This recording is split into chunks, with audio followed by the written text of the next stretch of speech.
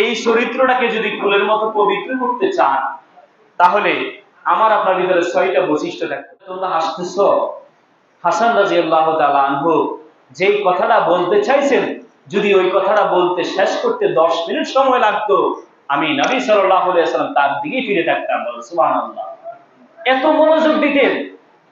এরপরে তোমরা হাসতেছ, হাসান, আমার নাতি হাসান মুসা আলাইহিস সালামের একটি গুণ পেয়েছে। মুসা আলাইহিস সালাম তোতলাইছেন, হাসান রাদিয়াল্লাহু তাআলা আনহু তোতলাইছেন। সুবহানাল্লাহ। কয়টা?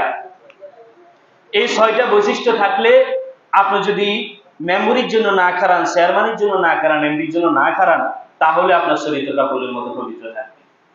আর বিশ্বাস করেন, এই 6টা গুণ যদি আপনি অর্জন করতে পারেন, আপনি মেম্বারের লেখার হলো মেম্বার হবেন, চেয়ারম্যানের লেখার হলো চেয়ারম্যান হবেন, এমপি লেখার এমপি হবেন। তাহলে একজন মানুষ যদি চায় যে তার ক্যারেক্টারটা ভালো হোক, তার চরিত্র ভালো করবে, তাহলে তার ভিতরে 6টা গুণ থাকতে হবে। 1 নম্বর হলো,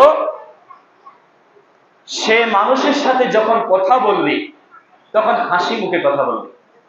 কি মুখে? মানুষের সাথে যখন কথা বলবে হাসি মুখে কথা বলবে। আমাদের এমনও লোক আছে যে মানুষের সাথে কথা বলবার সময় তার মনে হয় মুখের মধ্যে বোম মারছে, সাইক্লোন, সিডর তার মুখের মধ্যে চলে যায়, তার মুখে হাসি নাই, মরা মুখ, তার জিঙ্কের যথেষ্ট পরিমাণ অভাব। এরকম লোক আছে না নাই? কথা বলে, মানুষের সাথে হাসি মুখে কথা বলতে জানে না। আমি গত 23 সাল আল্লামা হারুন আল মাদানির সাথে চলেছি। উনি যখন একজন রিকশাওয়ালার কাছে যায়, তাকে সালাম দেয়, তার সাথে হাসি মুখে কথা বলে, এ ভাই যাইবানি, কত টাকা লাগবে? তো হুজুর, আপনি তো আমরা কত সময় টিয়া চাইছি। হারুন আল মাদানিকে তো রিকশা করে নেওয়ার জন্য মানুষ পাগল নাকি? তিনাকে রিকশা জোড়ানো একটা বরকত। মানুষের সাথে এমন ভাবে সালাম দিয়ে হাসি মুখে কথা বলে, তো আমি ওনার দিকে তাকায় দেখতেন, এমন একজন মানুষ। অথচ এই ধরনের মানুষের পাওয়ার নিয়ে থাকা দরকার। আমাদের দেশের যত বড় পীর, যত বড় বুজুর্গ, তত বড় অহংকারী, তত বড় পাওয়ার নিয়ে থাকে, তাকে তো সাধারণ কোথাও বসানো যায় না। এরকম আছে না? কিন্তু নবীজি সাল্লাল্লাহু আলাইহি ওয়াসাল্লামের অভ্যাস ছিল, যখন মানুষের সাথে কথা বলতেন তখন হাসি মুখে কথা বলতেন। একজন কাফির, মুশরিক, বিদুইনের সাথে কথা বললেও তিনার মুখ থেকে হাসি কখনো হারাইতো না। তার 1 নম্বর বৈশিষ্ট্য কি? যখনই কারোর সাথে কথা বলবেন হাসি মুখে বলবেন।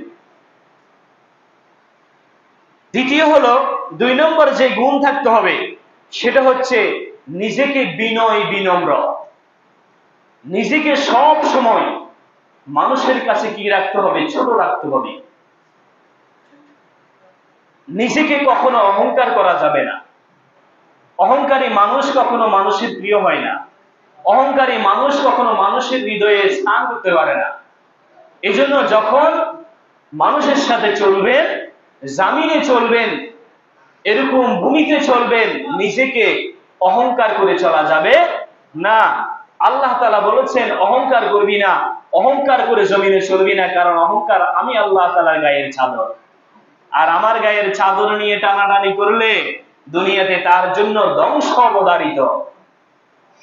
এজন্য জমিনে যখন চলবেন বিনয়ের সাথে, বিনম্রতার সাথে চলবেন, নিজেকে ছোট করে চলবেন, ছোট করবেন আল্লাহর কাছে, তাহলে আপনাকে আল্লাহ তাআলা মানুষের কাছে বড় করে দিবেন। বলেন সুবহানাল্লাহ।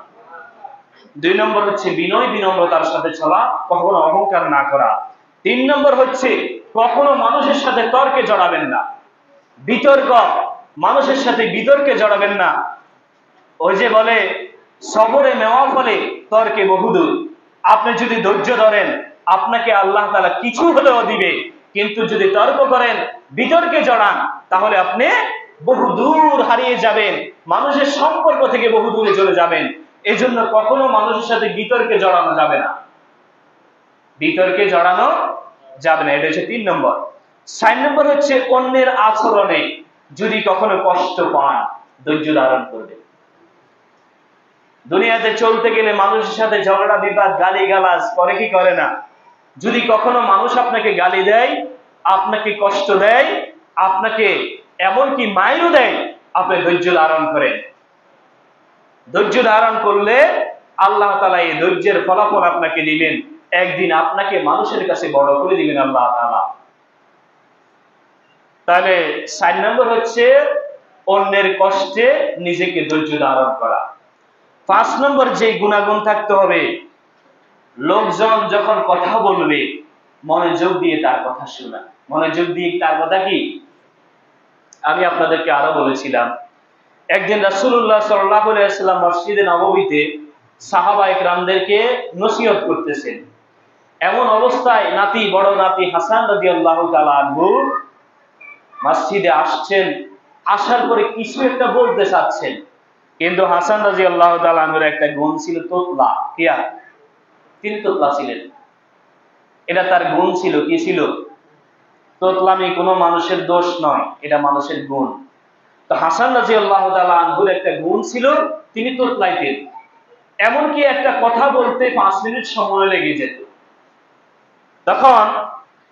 যখন মসজিদে নববীর দরজাতে এসে হাসান রাদিয়াল্লাহু তাআলা আনহু নবীজি সাল্লাল্লাহু আলাইহি ওয়াসাল্লামকে কিছু একটা বলতে চাচ্ছেন, নবীজি সাল্লাল্লাহু আলাইহি ওয়াসাল্লাম সমস্ত সাহাবাদের থেকে মুখ ফিরিয়ে ছোট্ট নাতি হাসান রাদিয়াল্লাহু তাআলা আনহুর দিকে এইভাবে বুক, চোখ, মনোযোগ দেখেন সবগুলা হাসানের দিকে তাকাইয়া হাসানের কথা শুনছেন।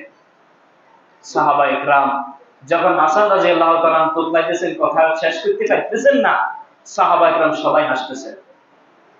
এখন যদি এই মুহূর্তে কেউ আসে এরকম তোতলায় কথা শেষ করতে পারতেছে না, আর কি গেছে, আমরা আসতেন না? সাহাবায়ে কেরাম হাসতেছে।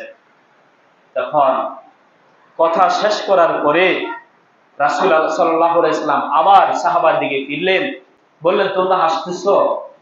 হাসান রাদিয়াল্লাহু তাআলা আনহু যেই কথাটা বলতে চাইছেন, যদি ওই কথাটা বলতে শেষ করতে 10 মিনিট সময় লাগতো, আমি নবী সাল্লাল্লাহু আলাইহি ওয়াসাল্লাম তার দিকে ফিরে থাকতাম। বলো সুবহানাল্লাহ।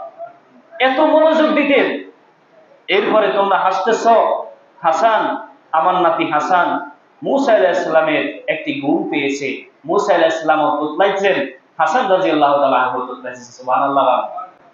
তাহলে এটা কার গুণ? তোতলানি নবী রাসূলদের গুণ, মূসা আলাইহিস সালামের গুণ।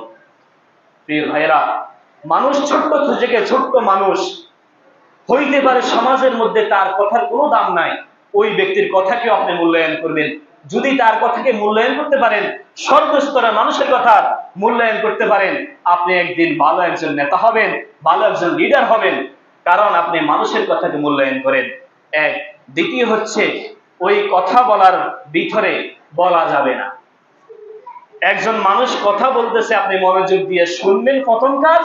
দ্বিতীয় কাজ, কথার ভিতরে কথা বলা যাবে না। এটা নবী রাসূলদের একটা গুণ ছিল। যখন কথা শেষ করতেন তখন স্কুজ করতেন, আপনার কি কথা শেষ হয়েছে?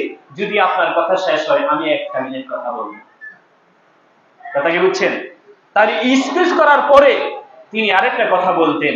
এটা নবী রাসূলদের গুণ ছিল। তাহলে প্রথম কাজ হচ্ছে মনোযোগ দিয়ে কথা শোনা, দ্বিতীয় হচ্ছে কথার ভিতর কথা না বলা। কথা শেষ হলে আপনি অনুমতি নিয়ে কথা বলবেন। 6 নাম্বার হচ্ছে, যেই কোনো মানুষ যদি আপনার উপকার করে, তার উপকারের কৃতজ্ঞতা স্বীকার করা, কৃতজ্ঞতা প্রকাশ করা।